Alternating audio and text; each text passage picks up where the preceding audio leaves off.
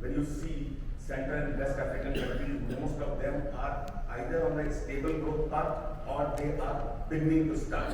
So they offer a lot of opportunities for all the business communities here in India. There are a lot of things which can be done, whether it is related to agro, forestry, metals, mineral, mining, a lot of things can be done there.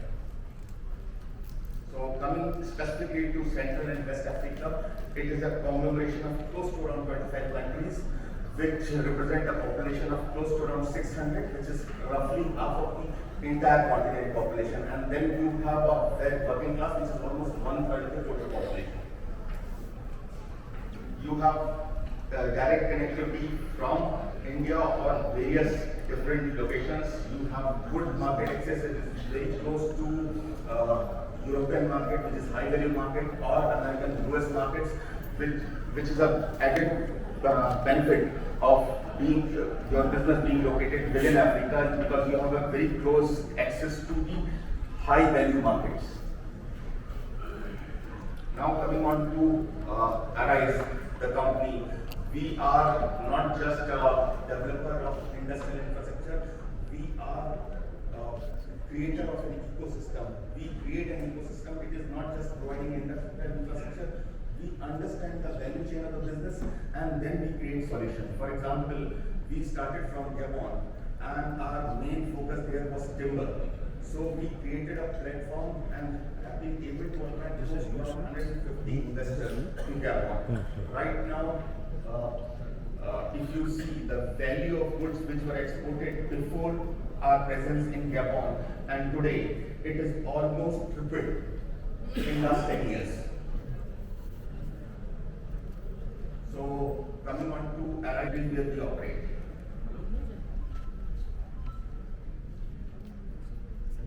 So this is what I was telling you, that we are just not focusing on providing world-class infrastructure to industries.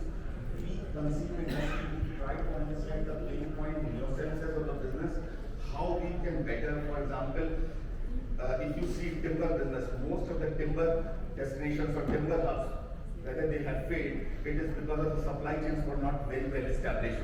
People were establishing industries but were not getting the raw materials. So we developed the entire value chain for the timber to reach to industrial hubs, and then after processing there is no bottleneck in the evacuation of the material.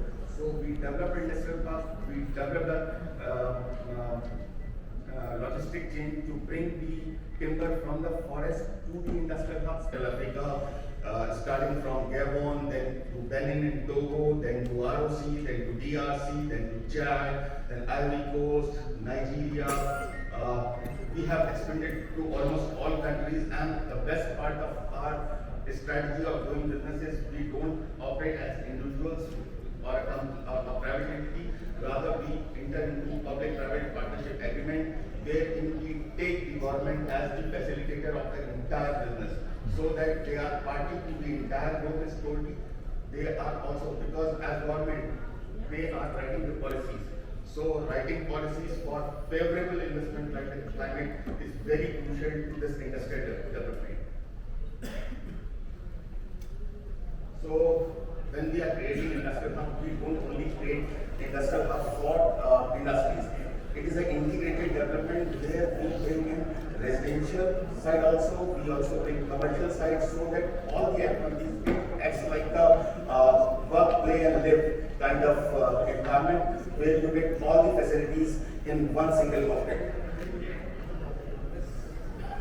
So this is typical of, there would be certain aberration here and there, but largely the kind of incentive that we normally negotiate with the government for offering to the various investors. Normally this is the packet which includes the fiscal incentives which are given to our investors, which is income tax holiday for a certain period, then VAT and other taxes are deferred for some time. Then there is no tax on dividend distribution, there is no tax on land and buildings. So these are the different various kind of incentives that we offer to our investors who are coming to our zones. Great. So these are the various opportunities. For example, in Gabon, we offer to all the industry which is related to recycling. recycling plus timber. They are a very kind of industry which you can establish. For one-to-one interaction, we are open, and you can contact me or Hina, who is based in India. I am based in Gabon, but you can contact one of us to know more about this. Then coming on to Togo, there are a lot of agro commodities, as told by His Excellency Togo earlier. That there is soya, there is cotton, there are a lot of things which can be done. Apart from that, they also offer you local markets, so smaller consumer goods, smaller articles can also be produced for a smaller market, which will be in the range of from 2 million population to 40 million population. Then in Benin, we have a lot of cashew. Cashew, as you know, Benin cashew is very famous. So cashew is there, cotton is there, chia is there. A lot of agro commodities are there in Benin. Then coming on to Ivory Coast again is a hub of agro commodities. Traditionally, it was being exported, whether it is cashew, cocoa, cotton, all was being exported. Now we are establishing our industrial park, which will create an interface, a platform where you can come and procure the raw material. We assure you the supply of raw material.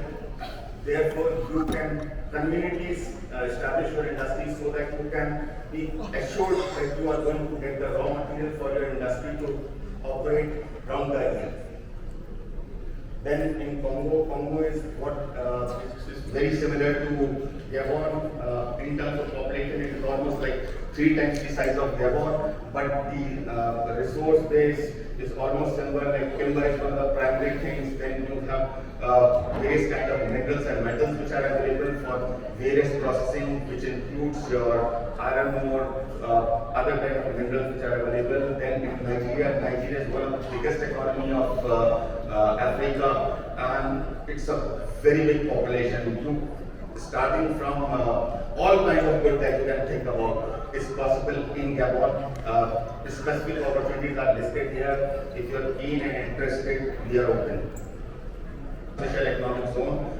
This was our first zone. We started from 2010 here, and we started this operationalized zone in September 2011. As of now, we have close to around 150 investors in this zone, and we have close to around 88 operational industries in this zone.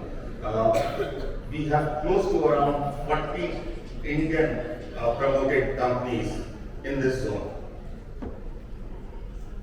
Then this is the second and third. Togo and Benin almost conceived and established almost at the same time from 21, 22 and 23. So these are the 2 zones, Togo, and the next one is Benin. Both of these zones are also operational.